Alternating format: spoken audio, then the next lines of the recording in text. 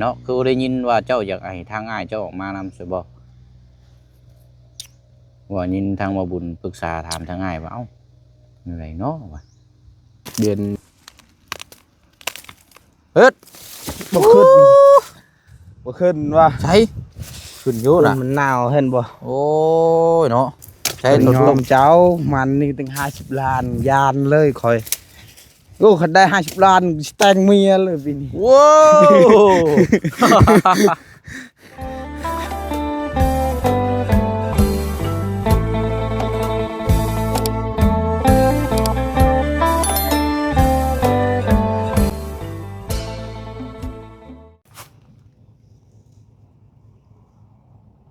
วซ้อนเป็นนี่ได้เมื่อยแล้วโอ้ยเนาะบุติแล้วพี่น้อยเนาะเห็นเวียกแต่เช้าแต่เชียวดีแต่ว่าสภาพอากาศเมื่อนี้เป็นครึมๆพี่น้อยครึมๆมองไปทางชายแดนเวียดนี่เหมือนพลสิตกได้พี่น้องเนาะครึมๆหมอกดำๆมานะพี่น้อยเนาะเอาก็ซ้ำนี่ก็มันบ่แดดแห้งปานใดก็พอสู่เวียกสู่งานได้อีหรอกพี่น้อยเนาะเอาถือว่าพาพี่พน้องพา FC เฮาบุกมาอยู่ ส่วนมันของทางน้องสอนเด้อเนาะถือว่ามาในรอบที่2บ่จักพี่น้องเนาะเฮามารอบก่อนหน้าตั้งแต่พุ่นแหละพี่น้องมาเบิ่งบุกเข้าไปในหม่องห่มต้นหมากกระบอกแต่ว่านานแล้วพี่น้องเนาะมารอบนี้ทางน้องเพิ่นก็ได้สิได้ตัดแล้วก็สิได้หาทางพี่น้องมาซอยพี่น้องเนาะแต่ว่าทางน้องเพิ่นก็ตัดตัวนี้ออกก่อนนะพี่น้องตัดลำมันออกก่อนเนาะเอากราบทักทายสบายดีและสวัสดีพ่อแม่พี่น้องเบิดสุขุสุคนนะพี่น้องเด้อเนาะมาพบมาเจอกันอีกคือเก่าคือเดิมเนาะเอาพี่น้องเนาะกะหยุดเวียกหยุดงานเนาะพี่น้องเนาะกะติดตามเบิ่งในช่องของทางพอน้องเปียวในเด้อพี่น้องเด้อเนาะเพื่อเป็นกำลังใจเนาะพี่น้องเนาะเฮ็ดเวียกเฮ็ดงานสู่ต่อไปเฮากับพี่น้องเนาะพอดีว่าสิถามทางน้องสอนนำพี่น้องเนาะคือได้ยินว่าทางบ่บุญสารวัตรว่าทางน้องสอนอยากนำอ้ายออกมาแล้วว่าสันพี่น้องเนาะหรือว่าทางผัวของทางน้องออนแม่ลูกซี่นะพี่น้องเนาะเอาอันนี้ทางพี่น้อง FC เฮาแล้วก็ทางผู้ใหญ่เห็นดีนำบ่เนาะพี่น้องเนาะทางน้องสอนว่าอยากให้เอาอ้ายออกมาแต่ว่าก็จักสิว่าจังใดแล้วพี่น้องเนาะมันเป็นครอบครัวเขาเจ้าทางพ่อน้องเปียวก็ถ้าออกมานี่ก็ยันถ้าว่าดีก็ดีนะพี่น้องแต่ว่าถ้าบ่ดีก็เป็นว่าคือเก่าเนาะผาเฮือนผาซ่านมุ่นเบิดพี่น้องเอ้ยกุถังกระมังแตกพระพาพายเนาะเฮาก็ฮู้อยู่แล้วถ้าว่าเฮาเสพของทีเนี้ยมันบ่ดีเข้าไปนี่มันจิตใจคนเฮานี่มันบ่คือเก่ามันโมโหไว้นะพี่น้องเอ้ยเนาะตามที่เพิ่นเล่ามาเนาะก็เลยว่าถ้าออกมาถ้าบัวออกมาปั๊บแล้วก็ต้องน้องออนนี่ต้องไปเฮ็ดฮีทพี่น้องเฮ็ดฮีทอยู่บ้านพูนไกลๆพุ่นตอนที่เฮาไปรับเราตั้งแต่ผิดกันกับผัวตอนนั้นต้องไปเฮ็ดฮีททั้งนั้นก่อนเพื่ออนาคตถ้าว่าผัวตีผัวแทงแบบว่ามันบ่ดีบ่งามเราก็สิได้ไปอยู่พุ่นเลยนะพี่น้องบัดนี้ถ้าไปอยู่ชั่วคราวนี่เขาเจ้าก็บ่ให้อยู่ได้พี่น้องต้องไปเสียฮีทหมูไก่ประมาณนี้แหละพี่น้องหรือว่าเป็นแบะเป็นหยังพวกนี้แหละเนาะอยู่พี่เขาเจ้ารับถือฮีทคองประเภทนี้แบบนี้นะพี่น้องเนาะเอาเดี๋ยวถามทั้งน้องสอนก่อนนะพี่น้องเนาะว่าทั้งน้องสอนนี่คิดแบบใดนะพี่น้องเนาะแนวทางว่าอยากได้อยากให้อ้ายออกมาว่าซั่นพี่น้องปรึกษาถามมือก่อนเนาะพี่น้อง FC เห็นดีนำบ่เนาะพี่น้องเนาะแล้วก็เบิ่งสวนมันเล่าเนาะผู้แต่ละคนมากับทางพอนั่งอยู่แจไปแจมันพี่น้องโอ้ยเนาะเอาเดี๋ยวเอาน้ำไปฝากทางน้องเพิ่นก่อนขอไม่ไล่เนาะบ่มีบ่ยอดนี่เนาะเอาอันนี้แหละพี่น้องเนาะพากันบุกไปทักขยองลงทางคนลงทางรถอันนี้นี่โอ้ยโหจะทอนแล้วบาทนี่เนาะหัวใหญ่เลยมันเรานี่พี่น้องทางน้องสอนขนาดยังบ่ทันมีครอบครัวได้พี่น้องเนาะก็ฮู้จักเฮ็ดฮู้จักทำนี่ซอยกันกับพ่อ2คนเท่ากันเนาะ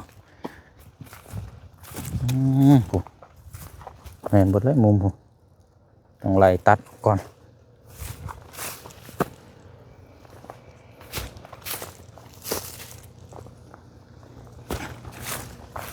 คุมบุ้มบ่มันนี่เนาะเห็นนี่ใดอ้าวนั่งอยู่คนละแจบาทนี่บ่โอ้มีหยังนี่ขวยหยังนี่งูบ่ห่วยขวยจักอันนี้บ่เอาเสียมมาขุดเอาไปหยังอันนี้เนาะแต่ว่ามันห้อยหากินดีซื้อเนาะโอ้เด้อเอาสบายดีพอเด้อเป็นจังไดนี่เนาะมาแต่เช้าพุ่นบ่เมื่อย ติแหละพี่น้องเนาะแม่นบ่เลยได้นี่เนาะจะตัดนี่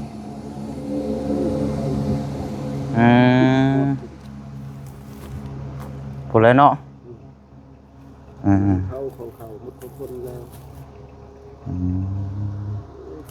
วเดี๋ยวที่ถามทั้งน้องซอนเจ้าอันนี้ก็ได้ป่ะปิดเป๊ปซี่ก็ได้เด้อเลยใหญ่ลูกเอ้ยเห็นรถตอนมันเย็นๆนะยังมีแห้งโอ้เห็นควยนูแล้วคือปวดแท้ได้พี่น้องเนาะพักนี่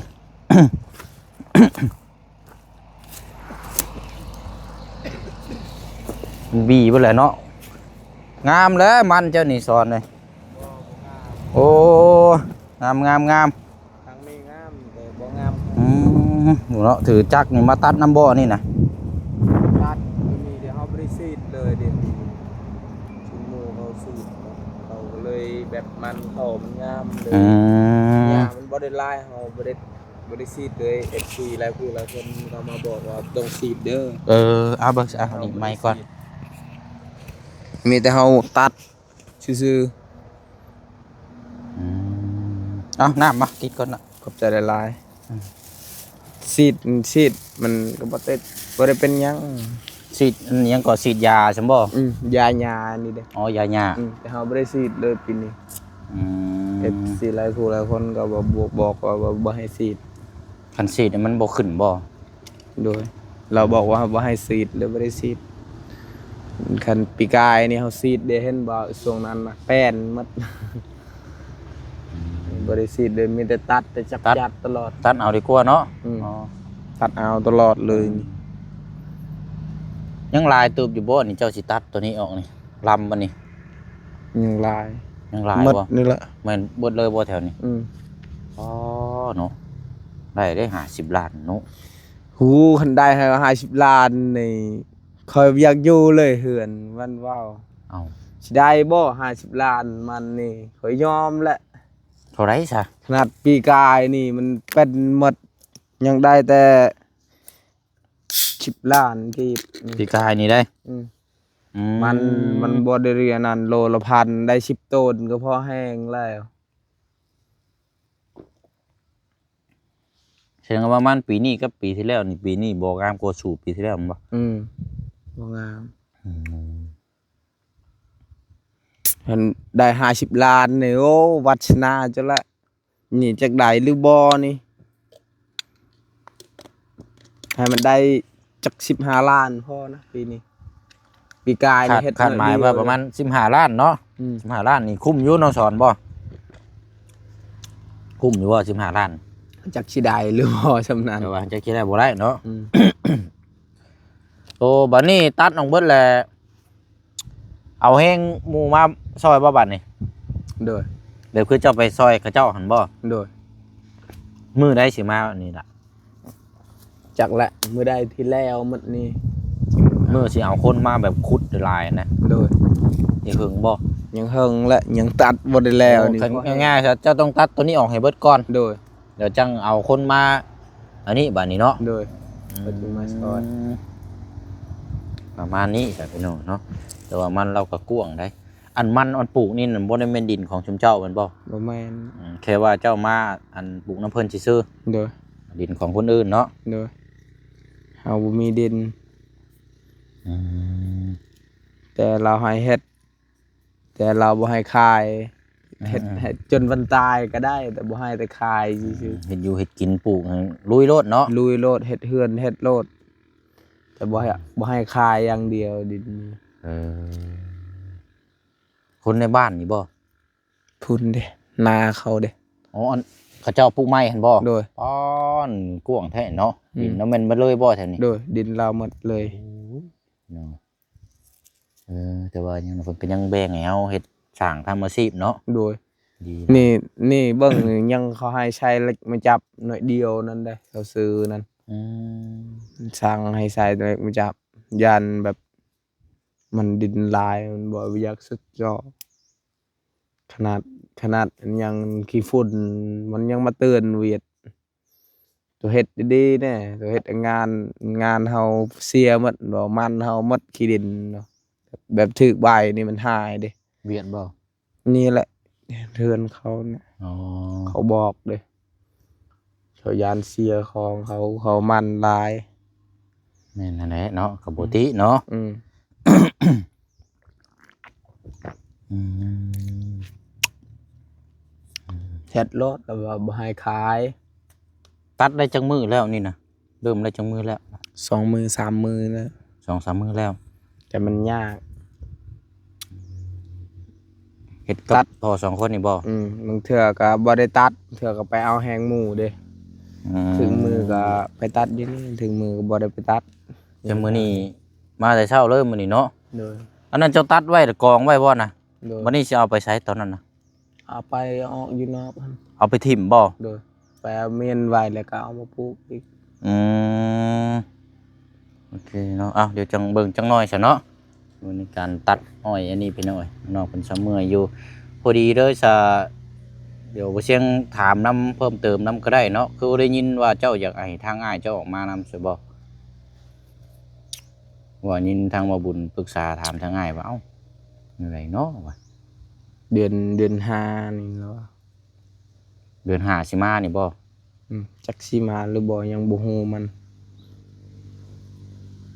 เบิ่งมันก่อนคันมันบ่ดีก็มันอยู่นั่นก่อน อืมคันว่าเราโอเคก็จังออกมาเนาะ โดย นึกว่าสิออกมาไวๆนี่บ่แม่นบ่ บ่แหละ โอ้ข้อยคิดว่าเอ้านึกว่าสิให้อ้ายออกมาไวๆนี่รถ ไฟสิออกมาไว้ ว่ามันแม่นบ่อืม ประมาณปีปลายนี่เนาะ จังกับมันว่ามีโอกาสจังไปเยี่ยมเราเนาะ โดย กำลังใจให้เราแล้วก็บางเทื่อสภาพจิตใจอาจจะมีน้ำเนาะ โดย ขายมันขายหมอกก่อน ได้เงินขายมันก็จังมาเยี่ยมไปยามเรา โดย แบบสิซื้อข้าวเนี่ยซื้อเมียนข้าวก็แพงเนาะ เป็น7แสนพุ่นแหละสอบหนึงอะ ซื้อประมาณ คันขายมันได้ซื้อประมาณ6 ล้าน เข้านะ อืม ยังคือสิซื้อหลายแต่6ล้านบ่นิดหน่อยเด้ ซื้อหลายเลยเทื่อก็เอื้อยเนี่ยกินบ่แม่น เดียวเฮาล้านเฮา ยังว่าซื้อไปให้ทั้งอ้ายเจ้านะ ล้านเฮาเนี่ยมาซื้อกินเองนี่นะซื้อบางเทื่อล้านเฮาเนี่ย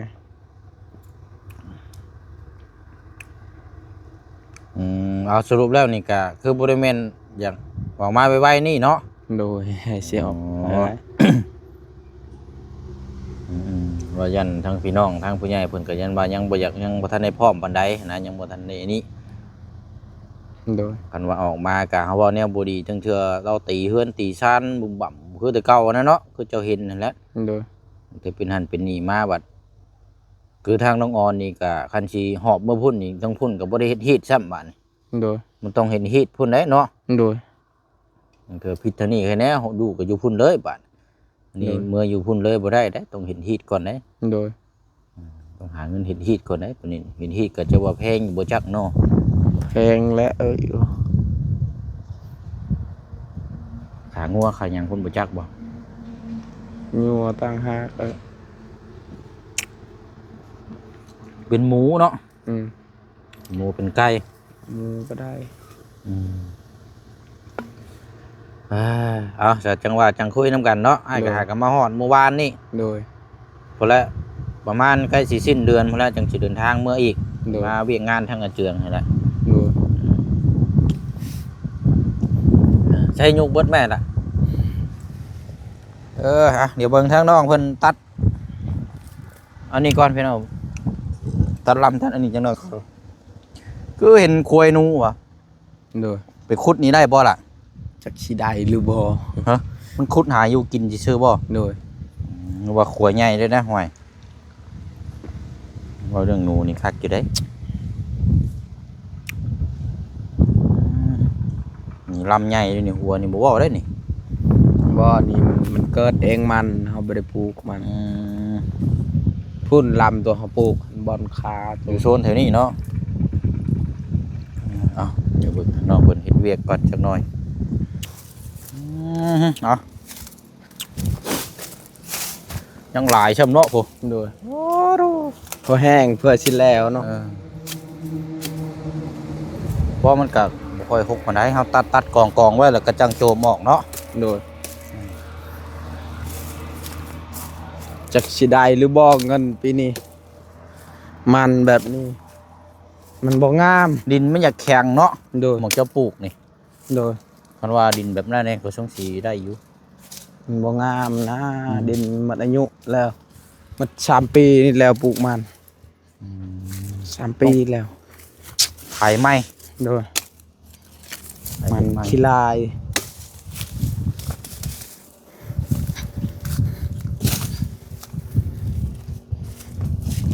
ทางการเนาะซอยกันเรากัน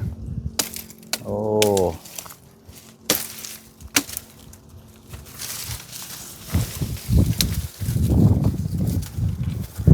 โซนลุ่มพุ่นสิใหญ่เบิ่งมันนี่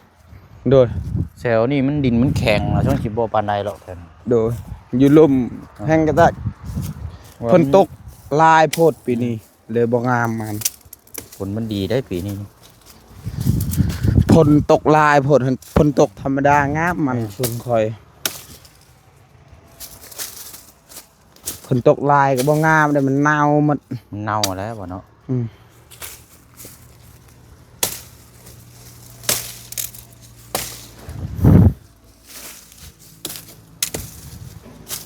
ตัดง่ายแท้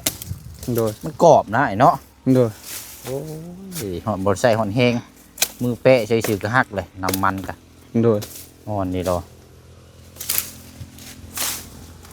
เบิ่งนี่ต้นนี่มันชิงหมดแล้ว ดึงออกก่อนได้บ่นี่ล่ะ ฮะ เห็นดึงออกมาเห็นหัวนี่ได้อยู่บ่ ได้ แค่ลองเบิ่งอยู่ลองเบิ่งอยู่จัก ลอง เงาก กได้ จักเงาจักใดเอา ลองกกได้ เอาตัวใดก็ได้ตัวที่ว่าก็มันมีหัวใหญ่นะเอา ลองเบิ่งเนาะ เอาลองเบิ่งเอา จักสิได้ ลอง หรือ เบิ่ง โอ้โห เอ้ย ขึ้นเลยเนาะ เห็นได้นี่พระเจ้าใส่นี่อันนี้ยังงัดเอาซั่นบ่ เฮ็ดเอาเฮ็ดติงแล้ว โอ้โห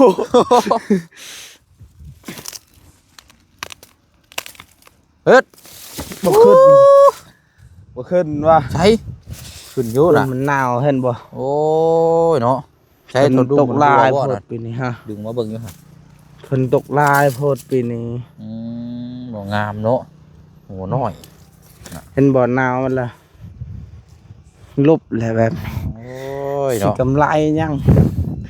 นี่เขาว่าบ่งามปีนี้บ่มั่นใจ หัวแรกนี่ก็เน่าเลยเนาะ อืม เปื่อยเลย มันหนาวแหละเห็นบ่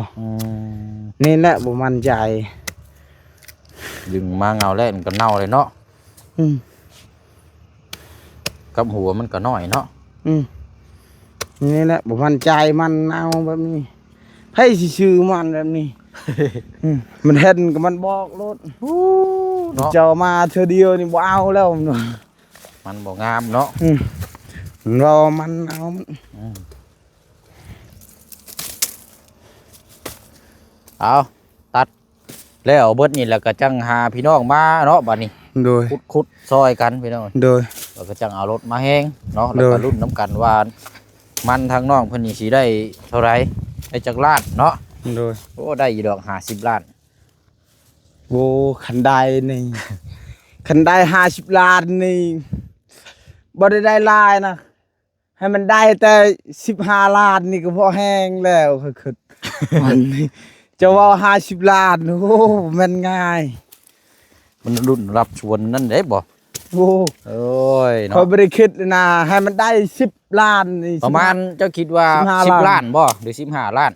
15นั่นก็คือ ประมาณ15 ล้านเนาะม มันปีนี้คอยบ่มั่นใจเลย อืม เจ้าเว้าตั้ง50 ล้านนู้คอยยานเจ้าแล้วนี่ ขนาดปีกายนี่งามยังได้แต่10 ล้าน10ปลายล้าน นั่น คอยยอมเจ้ามันนี่ตั้ง50 ล้านยานเลยคอยโอ้คันได้50 ล้านสิแต่งเมียเลยปีนี้ ว้าว10 ล้านนี่บ่แต่งเมียก็บ่ฮอดดอก50ไปเต็มที่ก็25 ล้านเนาะ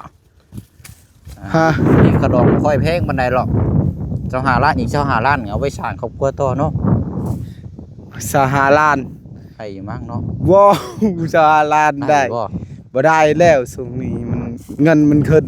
ว้าเงินขึ้นค่ารองก็ขึ้นอีก ค่าดองขึ้นได้ นี่ได้ประมาณ15เพิ่นเขาอยากได้ 15ก็ยังเหลืออยู่50 ล้านว่าเขาได้ขายมันได้50 ล้านเด้ ยังซื้อหมูเอา